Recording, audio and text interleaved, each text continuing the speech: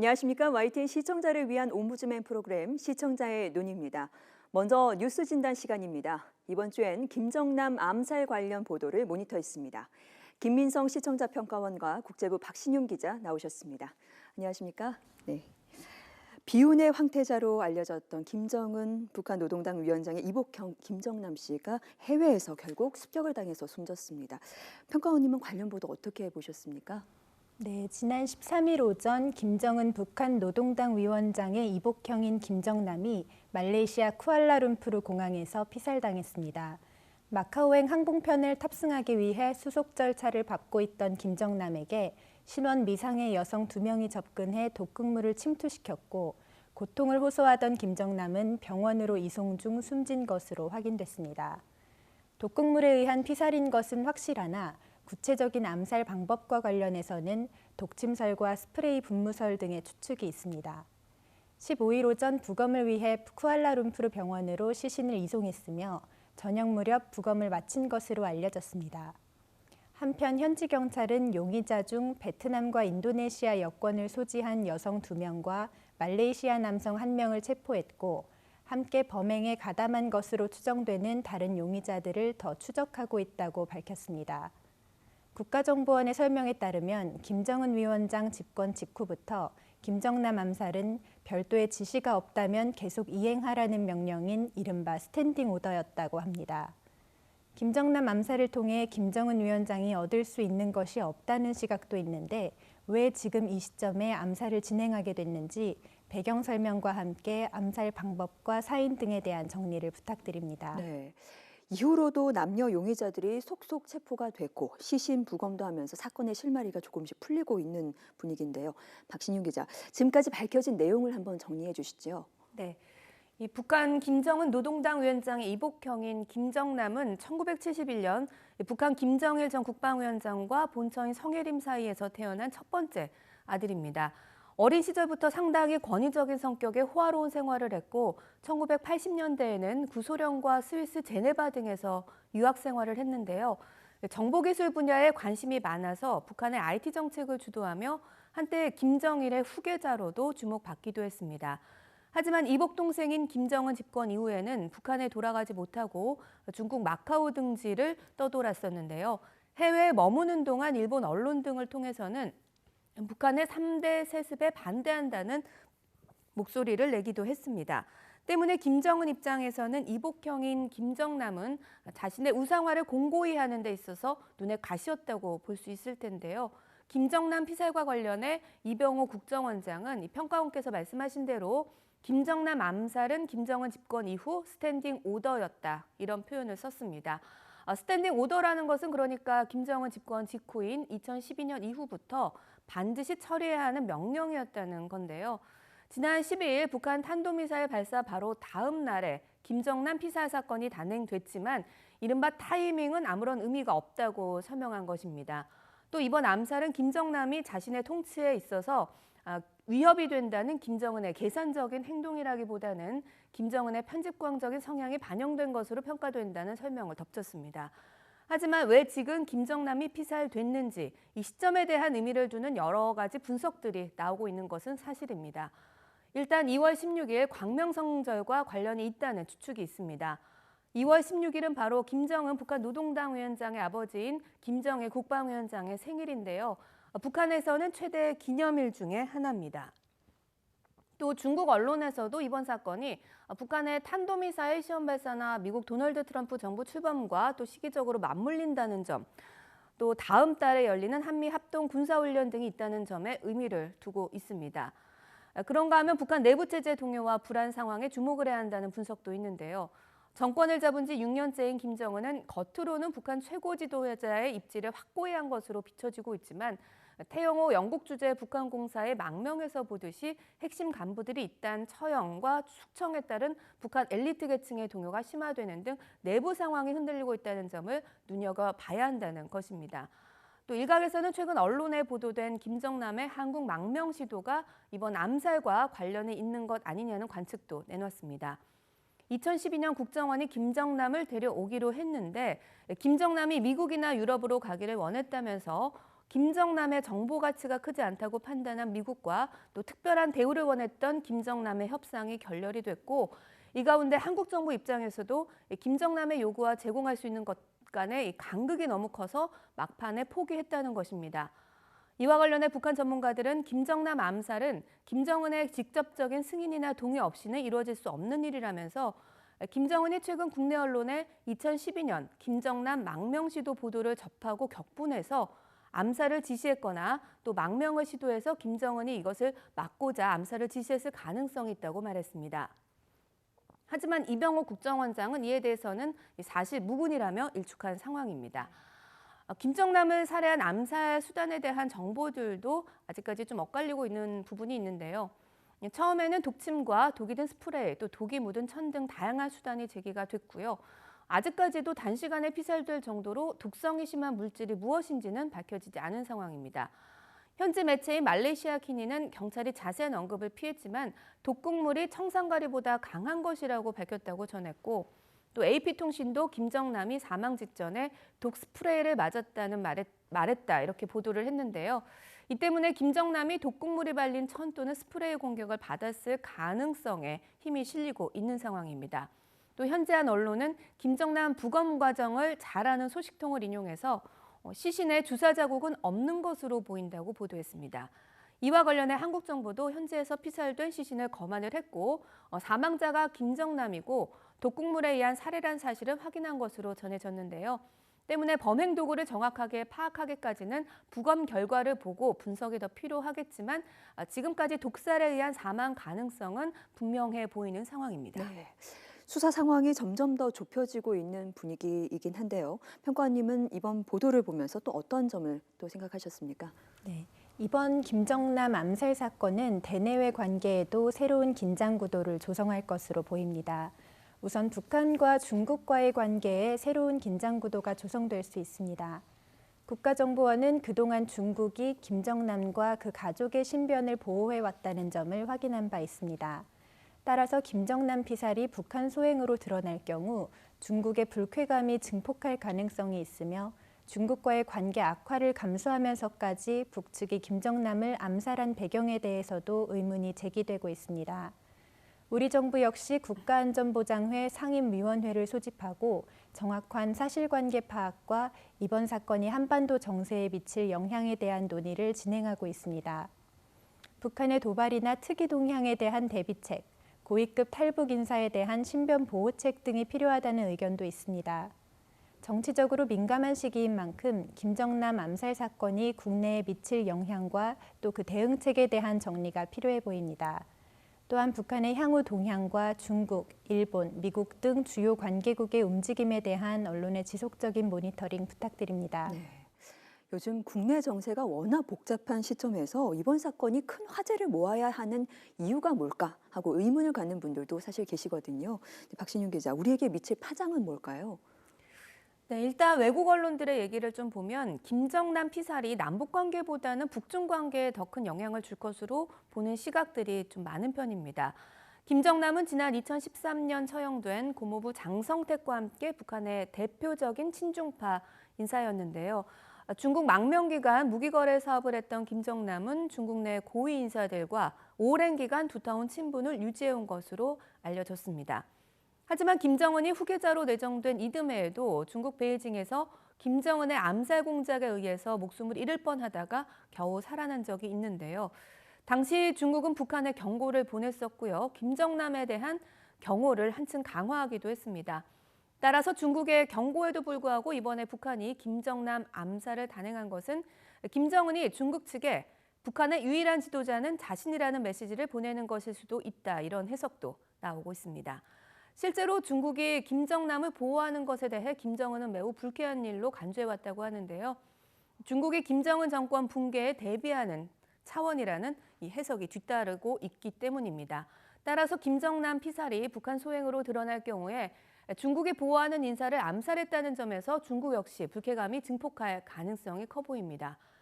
김정남 피살은 특히 북한의 북극성 2형 미사일 발사로 양국이 긴장 국면에 들어선 시점에서 발생했다는 점에서 양국 관계 악화 추세를 가속화하는 요소가 될 전망이 나오고 있습니다. 하지만 최근에 김정남의 비중이 미미해서 별로 영향을 미치지 못할 것이다. 이런 진단도 나오고 있습니다. 미국 월스트리트 저널은 중국 대학 교수의 말을 빌어서 김정남이 오래전 북한 정계를 벗어나서 영향력이 거의 없는 수준으로 약해졌다며 김정남의 죽음이 미국에 대북 선전 재료를 제공할 수는 있겠지만 북중 관계에 미치는 영향은 크지 않을 것이라고 말했습니다. 미국과 일본도 이 상황을 예의주시하기는 마찬가지입니다. 미국 국무부는 김정남 피살 직후 사안의 민감성을 의식해서 공식 반응을 좀 자제하는 편이었습니다만 로이터 통신 등 외신들을 보면 미국 정부는 북한 요원들이 김정남을 살해한 것으로 강하게 믿고 있다는 보도가 나오고 있습니다. 하지만 미국 입장에서도 이제 막 트럼프 정권이 들어섰고 북핵 해결에 중국에 대한 의존도가 컸던 만큼 북핵 해결 노력이 더 복잡하게 전개될 것으로 전망됩니다. 또 일본 정부 역시 김정남 암살과 관련한 정보를 수집하면서 북한 정세와 대북 관계에 미칠 영향을 예의주시하고 있는 것으로 전해졌습니다. 이와 함께 시청자 위원께서 말씀하신 대로 김정남의 피살은 남아있는 김정남의 가족뿐만 아니라 또 지금 남한에 내려와 있는 탈북자들의 불안감도 고조시키는 게 사실인데요. 이유는 지난 1997년에 김정남의 이종 사촌인 이한영 씨가 암살된 사건이나 또 미수로 끝나긴 했지만 황장엽 전 비서의 암살 시도, 또 그 외의 탈북자들에 대한 끊임없는 살해 위협에서 찾아볼 수가 있습니다. 따라서 우리 정부도 탈북자에 대한 밀착 경호 인력을 증강한 것으로 정부 소식통은 전하고 있는데요. 다만 증강 규모는 여러 가지 이유로 공개하지 않고 있는 것으로 전해졌습니다. 분명한 것은 자신의 권력을 위해서 고모부 장성택과 또 자신의 이복형까지도 살해하는 잔인하고 반인륜적인 김정은의 공포 정치가 정권을 공고히 하기보다는 오히려 단명을 재촉하는 결과를 가져오면서 국제사회의 규탄과 또 북한 인권 문제에 대한 압박이 더 거세질 것으로 예상된다는 점인데요. 이와는 별개로 우리로서도 이번 상황을 예의주시하면서 탈북자들의 신변 보호는 물론 추가 도발 가능성에 대해서도 철저히 대비해야 할 것으로 보여집니다. 네, 이번 주 뉴스 진단은 김정남 암살 관련 보도에 대해서 이야기를 나눴습니다. 김민성 시청자 평가원과 국제부 박신용 기자와 함께 했습니다. 오늘 말씀 감사합니다.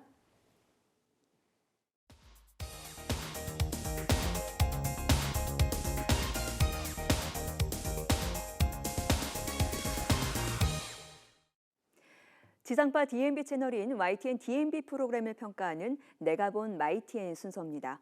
이번 주엔 다큐 S프라임과 이슈 오늘에 대한 고두희 평가원의 의견을 들어보겠습니다. 시청자 여러분 안녕하세요. YTN DMB 시청자 평가원 고두희입니다. 시청자 여러분께서는 주로 무엇을 드시나요? 우리나라는 쌀을 주식으로 하는데요. 하지만 경제가 발전하고 다양한 먹거리가 등장하면서 쌀의 소비량이 점차 감소하고 있다고 합니다. 이에 반해 잡곡 소비량은 전년도보다 증가했는데요. 비록 큰 증가폭은 아니지만 밀가루와 같은 잡곡류 소비가 꾸준히 늘어난 것이 원인이라고 합니다. 다양한 잡곡류가 등장해 선택할 수 있는 식품의 폭이 넓어졌지만 그 중에서도 밀가루는 광범위한 변신으로 폭넓은 사랑을 받고 있는 곡류일 것입니다. YTN DMB에서 방영 중인 다큐 S프라임은 우리 인간의 삶 속에서 쉽게 지나칠 수 있는 일상을 다시 한번 되돌아보고 그 속에 숨어있는 의미를 찾고자 하는 프로그램입니다. 이 시대를 살아가는 현대인이 알아야 할 역사의 흐름 속에 등장한 신인류의 현재 모습이나 새롭게 등장한 문화의 양상, 인간이라면 누구나 영위하고 있는 의식주에 숨겨진 이야기 등 우리의 일상의 의문을 던지고 그것을 다양한 사람들의 삶을 통해 풀어내는 과학 다큐멘터리인데요. 지난 방송에서는 밀가루라는 식생활의 소재를 다루었습니다.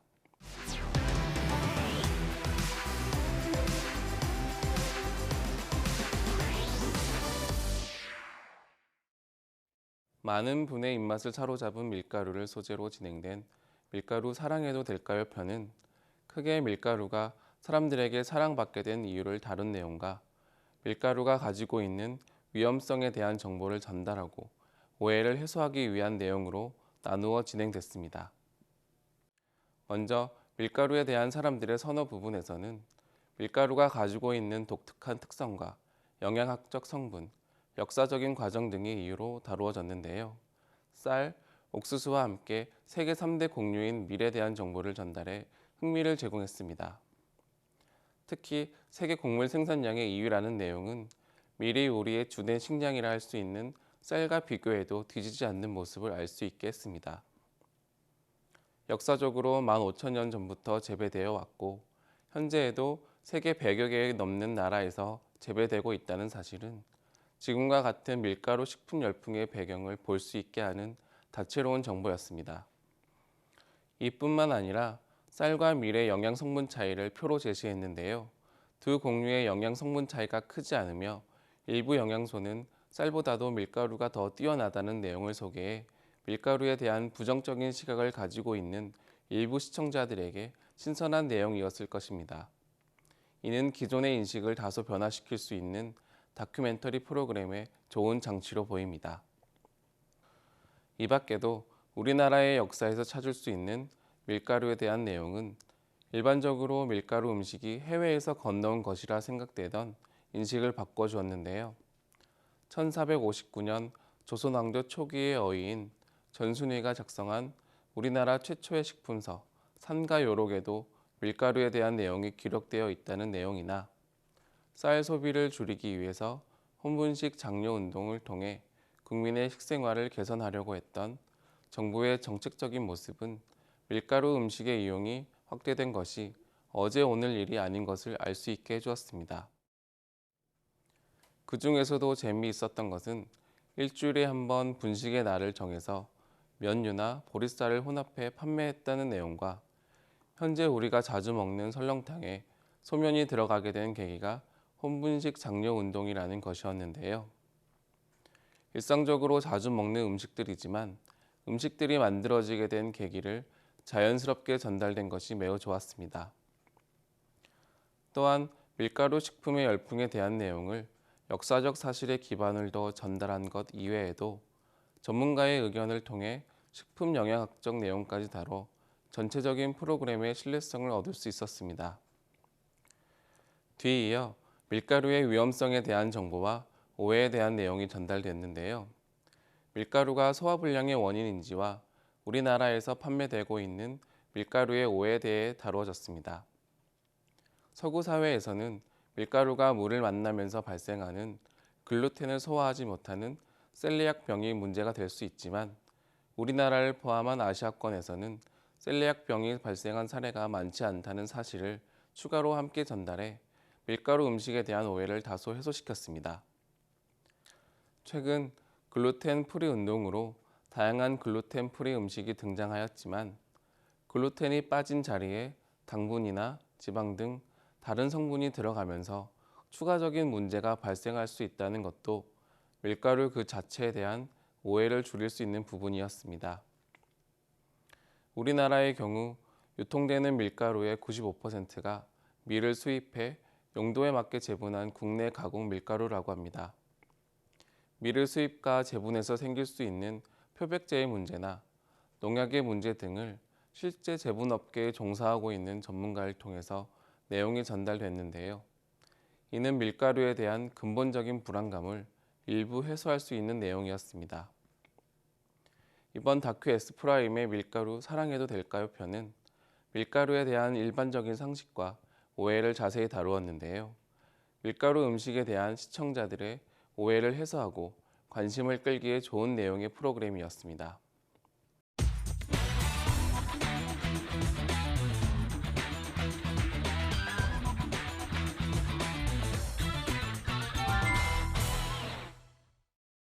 조류 인플루엔자로 인해서 국내 농가에서 사육 중인 산란개 상당수가 살처분되었고 현재도 후속 조치가 진행되고 있는데요. 그런데 엎친 데 덮친 격으로 구제역까지 등장해 국내 축산업이 큰 타격을 입고 있습니다. 구제역은 소나 돼지 등 발굽이 둘로 갈라진 동물에 감염되는 질병으로 전염성이 매우 강해 세계동물보건기구에서 지정한 주요 전염병으로 가축전염예방법 제1종 가축전염병에 속해 있는데요. YTN에서는 우리나라의 한우나 돼지를 사육하는 축산업에 큰 타격을 주는 전염병으로 관련 보도가 이루어지고 있었습니다. 충북 보은군에서 구제역 O형 한우가 발생해 매몰 처분이 이루어졌다는 내용과 보은에서 구제역 바이러스가 광범위하게 퍼졌을 가능성을 언급했는데요. 전문가의 의견을 통해 백신 예방 접종 이외에도 방역과 소독이 중요하다는 내용이 덧붙여졌습니다. 시청자들은 새로운 감염병에 대한 정보를 전문가에 비해 정확히 알기는 어려울 수 있습니다. 그러므로 뉴스 보도에서는 시청자들이 쉽게 이해할 수 있도록 정보를 잘 정리해 전달해야 할 필요가 있는데요. 구제역 O형이 무엇인지에 대한 내용이나 구제역에 대한 정확한 정보가 함께 전달되었다면 가축 전염병에 대한 시청자들의 이해가 높아질 수 있을 것입니다. 새로운 전염병이 계속 등장하고 있는 상황에서 시청자는 뉴스를 비롯한 프로그램에서 정보를 얻고자 합니다. 구제역이 심각하게 확대될 가능성이 있는 지금 객관적이고 신뢰성 있는 정보를 시청자의 시각으로 신속히 전달해야 할 시점일 것입니다.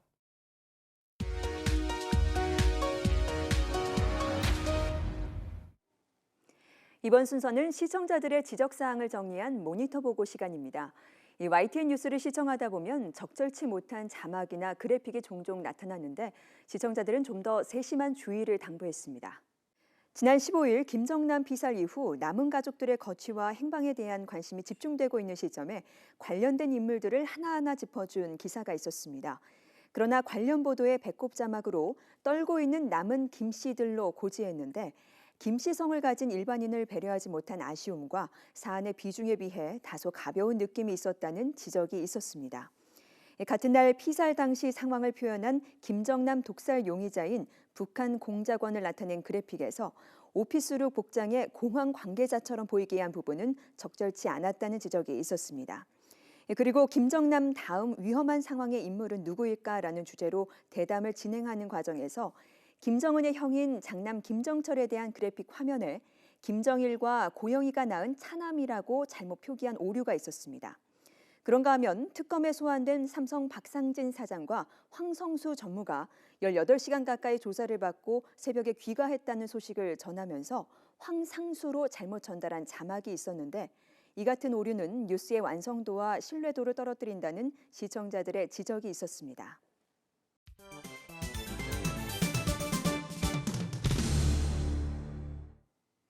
언론 전문가로부터 우리 언론의 문제점과 발전 방향 등을 들어보는 매체 비평 시간입니다. 오늘은 홍수경 한세대학교 교수로부터 떼거리 저널리즘에서 벗어나야 할 때라는 주제의 논평을 들어보겠습니다. 탄핵 정국이 지속되면서 언론의 모든 관심은 정치권에 쏠려 있습니다. 국민들은 싫든 좋든 언론이 생산하는 정치 뉴스를 소비해야 하는 상황에 놓여 있습니다. 탄핵 선고가 이루어지려면 앞으로 3주는 더 기다려야 합니다. 최순실의 국정농단으로 시작된 국정 혼란으로 인해 정책은 사라지고 정치적 행위만 난무하는 대한민국이 되어가고 있습니다. 국민이 촛불을 들고 추운 겨울 광화문 광장에 나섰던 것은 잘못을 바로잡고 제대로 된 나라를 만들고자 하는 염원에서 비롯된 것이었습니다. 언론도 그러한 열망을 기사로 썼고 뉴스로 내보냈습니다. 그런데 시간이 지나면서 국정농단은 희화화되고 언론은 소위 잠룡으로 불리는 예비 대선 주자들의 일거수일투족을 엇비슷한 내용으로 보도하고 있습니다. 이 나라의 뉴스는 정치가 독식하고 나머지 사건들은 이슈화되지 못한 채 주변적인 기사로 처리되고 있는 실정입니다. 무엇보다 국민의 식생활과 밀접한 연관이 있는 가축의 전염병이 급속도로 확산되고 있는데도 언론은 심각성을 알리고 대책을 촉구하는 데 게을리하고 있습니다. 지난해 11월 처음 발생한 조류 인플루엔자로 인해 4개월간 무려 3,314만 수가 살처분당했습니다. 달걀이 금난으로까지 불리며 품귀 현상을 빚자 사상 처음으로 해외에서 수입하는 사태가 벌어지기도 했습니다. 지난 5일 충북 보은의 젖소 농장에서 처음 발생한 구제역 역시 빠른 속도로 확산되고 있습니다. 구제역이 발생한 지 열흘 만에 전국에서 살처분한 소가 1,400마리를 넘었습니다. 상황이 이런데도 정부의 대책은 미흡하기 그지없습니다. 대선 주자들의 행보에서도 진정성을 엿보기는 어렵습니다. 정책은 실종되고 정치인들의 이벤트에 농민의 불행이 들러리가 되는 모양새입니다. 선거를 앞두고 후보자들의 지지도를 마치 경마 경기처럼 앞서거니 뒤서거니 하는 식으로 보도하는 언론의 태도는 오래전부터 비판을 받아왔습니다. 특정 후보나 이슈에 대해 때로 몰려다니며 유사한 보도를 하는 떼거리 저널리즘 역시 지탄을 받았습니다. 그러나 문제는 이러한 행태가 개선되지 않고 있다는 점입니다. 특정 이슈의 과다 보도는 뉴스에 대한 염증마저 불러일으키고 있습니다. 사람들은 언론이 보도하는 이슈를 중요한 것으로 생각하는 경향이 있습니다. 언론이 집중적으로 반복해서 보도하면 그 사안에 대해 관심을 갖게 될 수밖에 없습니다. 연일 헤드라인 뉴스와 기자 리포트, 집중 분석으로 보도하는 정치 뉴스가 그렇습니다. 그러나 단신으로 처리하는 뉴스는 상대적으로 덜 중요하게 생각됩니다. 조류 인플루엔자나 구제역, 안전사고 등은 현재 정치 이슈에 묻혀 변두리 뉴스로 간주되고 있습니다. 우리는 다양성의 시대에 살고 있지만 언론은 여전히 때로 몰려다니며 비슷한 뉴스를 생산하고 있습니다. 그로 인해 묻히고 있는 중요한 이슈에 대해 언론은 다시 한번 심각하게 고민해야 할 필요가 있습니다. 무엇이 중요한 뉴스인가? 남이 다 한다고 따라해야 하는가? 현 상황에 대한 언론의 자성이 요구됩니다. 시청자의 눈은 시청자 여러분의 참여를 기다리고 있습니다. YTN 홈페이지 시청자 의견 코너에 글을 남겨주시면 좀 더 정확하고 공정한 방송을 만드는 데 참고하겠습니다. 이번 주 순서는 여기서 마치겠습니다. 함께해 주신 여러분 고맙습니다.